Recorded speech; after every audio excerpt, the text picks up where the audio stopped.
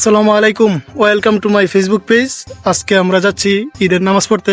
দুই ভাই, আব্বু আগে চলে গেছে আর আমরা দুই ভাই যাইতেছি মসজিদে নামাজ পড়বো, তারপর গরু কুরবানি দিব। আপনাদেরকে দেখাবো কিভাবে আমি কি করি। আজকের ব্লগটা দেখতে থাকেন। দেখতে দেখতে আমরা মসজিদের সামনে চলে আসলাম। আমরা সবাই আস্তে আস্তে আমরা প্রবেশ করতেছি মসজিদের ভিতরে। মসজিদের ভিতরে প্রবেশ করেই দেখলাম যে নামাজের সময় হয়ে গেছে। আমরা নামাজ পড়লাম, তারপর সব খুতবা করছে, আমরা খুতবা শুনলাম, তারপর হুজুরে দোয়া পড়লো। আমরা আস্তে আস্তে সবাই দোয়া করতেছি যে আল্লাহ যাতে আমাদের এই নামাজ ওসিলায় আমাদের সব গুনাহ মাফ করে দেয়। তারপর নামাজ শেষ করে আমি সবাই আমরা বের হচ্ছি যে আমরা ঈদে কোলাকুলি করবো। আমি বের হয়ে আস্তে আস্তে হাঁটি হাঁটি পায়ে আমরা সামনে গেছি। আর আমার এক বাতিজা, সে আমার হাত ধরে বললো যে কোলাকুলি করবে, তাকে ধরে আমি কোলাকুলি করলাম। কোলাকুলি করে আমরা চলে আসলাম আমাদের বাড়িতে, কারণ গরু জবাই করতে হবে, কারণ ঈদের পরই আমরা শুরু হয়ে যায় কার আগে কে গরু জবাই করবে। এই যে গরু দেখে তারপর গরু নিয়ে গেলাম।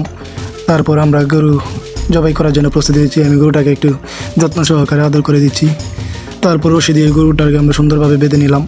বেঁধে নেওয়ার পরে আমরা এই গরুটাকে জবাই করবো। আস্তে আস্তে সবাই দেখতেছিল যে আমি কীভাবে রশিগুলো বাঁধতেছি, কারণ গরুটাকে সুন্দরভাবে বাঁধার পরে আমরা প্রস্তুতি নিলাম যে গরুটাকে পালিয়ে তারপর আমরা জবাই করব।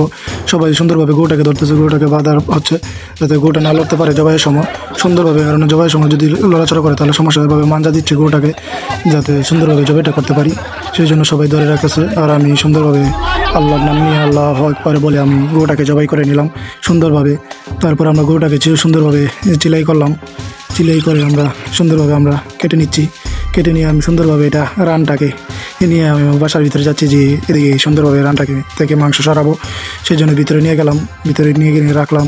তারপর সুন্দর করে একটা বাঁশের মধ্যে টানিয়ে নিলাম সুন্দরভাবে, যাতে আমি এদিন থেকে কাটতে পারি, সুন্দরভাবে মাংসটা সরিয়ে নিতে পারি। সুন্দরভাবে পাহাড় থেকে আমরা মাংসগুলো সরিয়ে নিয়ে আমি দিলাম যে যাতে সবাই মাংসগুলো কাটতে পারে, কারণ হলে সবাই মিলে ঈদের আনন্দটা উপভোগ করবে। যে আমার বাচ্চারা সবাই একসাথে মনে করেন যে কাটতেছে মাংস, যাতে সবাই আনন্দ করতে পারে, এটা একটা আনন্দ। আর আমি কুবা শামসু বলে কুবাচ্ছি, দে কুবা শামসু কুবা, দেখে কুবা। মনে করেন যে হাড়গুলো সুন্দরভাবে কুবাইয়া তারপরে মাংস কাটতে আসলাম, যে মাংস কাটবো। তারপর আমরা ভাগাভাগি হচ্ছে যে কে কতটুকু মাংস নিবে, সেই ভাগাভাগি শেষে আমরা বাসায় মাংস নিয়ে রান্না করে গেলাম। আর আমার পেজটি যাদের ভালো লাগে তারা ফলো করে দিবেন।